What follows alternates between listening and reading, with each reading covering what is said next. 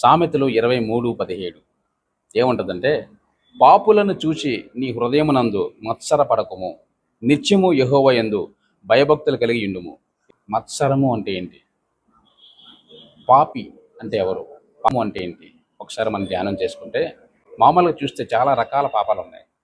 మనం కొన్నిసార్లు భక్తిలో ఉండేటప్పుడు, దేవుని మీద ఆధారపడి జీవిస్తున్నప్పుడు, కొన్నిసార్లు కొంతమంది చేసే పనులు పాప పనులు ఉన్నప్పుడు చూసినప్పుడు, మనకి మరలా పాపం చేస్తే బాగుంటుందేమో అనేటువంటి దురాలోచన వస్తుంది కొన్నిసార్లు, దేవుడు నమ్ముకున్నప్పటికి కూడా. అదే మత్సరం అంటే. అది పాపం చేసే వాళ్ళని చూసి మనం హృదయంలో ఆశపడకూడదు మరలా చేయడానికి. అటువంటి ఆలోచన మరలా మనకు రాకూడదు అనమాట. అది ఈ వాక్యం సెలవిస్తుంది. మనం ఇక్కడ చూస్తే, పాపులను చూచి నీ హృదయమునందు మత్సరపడకమంటే, పాపం చేసే వాళ్ళని చూసి మన హృదయంలో మనం మరలా అటువంటి ఆలోచన రానివ్వకుండా చూసుకోవాలి. ఎక్కడ పాపము, అసలు పాపం అంటే ఏంటి అని అంటే, మనకి ఒక గైడ్ లైన్స్ ఉన్నది. అంటే ఏ పని పాపము, ఏం చేస్తే పాపం అవుతుంది అనే విషయం చాలామంది తెలియదు. అందుకని పరిశుద్ధ గ్రంథాన్ని కనుక మీరు ఓపెన్ చేసి చూసినట్లయితే, ఏది పాపము ఏది పాపము కాదు మనకు తెలుస్తుంది. మన ముందు అద్దం ఉంటే, అద్దంలో మన ముఖం చూసుకుంటే, మన ముఖం మీద ఉన్నటువంటి జిడ్డు కానీ లేకపోతే సరిగ్గా లేకపోతే సరి చేసుకుంటాం. అద్దం మనకు చూపిస్తుంది. వాక్యము అద్దం వంటిదని చాలా చాలా చోట్ల రాయబడింది.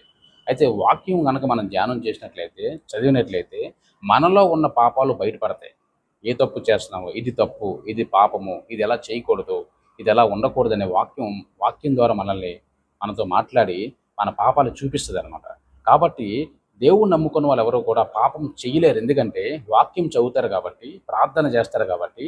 పాపపు పనులు చేయాలని ఆలోచన వచ్చినప్పుడు వాక్యం అడ్డేస్తుంది, చెయ్యకూడదు అని చూపిస్తుంది కాబట్టి పాపం చేయలేము.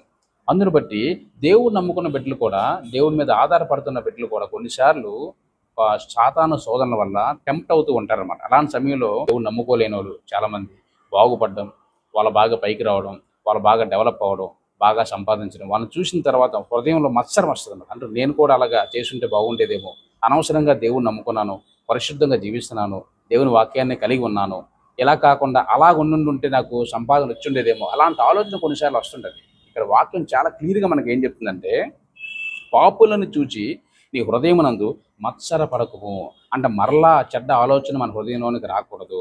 మరలా చెడ్డ పనులు చేస్తే బాగుంటుందేమో, లేకపోతే మరలా పాత స్నేహితులతో తిరిగితే బాగుంటుందేమో అనేటువంటి ఆలోచన మన హృదయానికి రానివ్వకుండా ఉండాలి.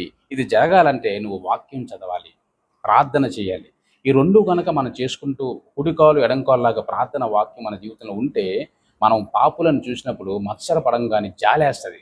ఎందుకు ఇలాగ నాశనం అయిపోతున్నారు వీళ్ళు, ఎందుకు వీళ్ళ జీవితం ఇలా పాడైపోతుంది అనేటువంటి బ్లెస్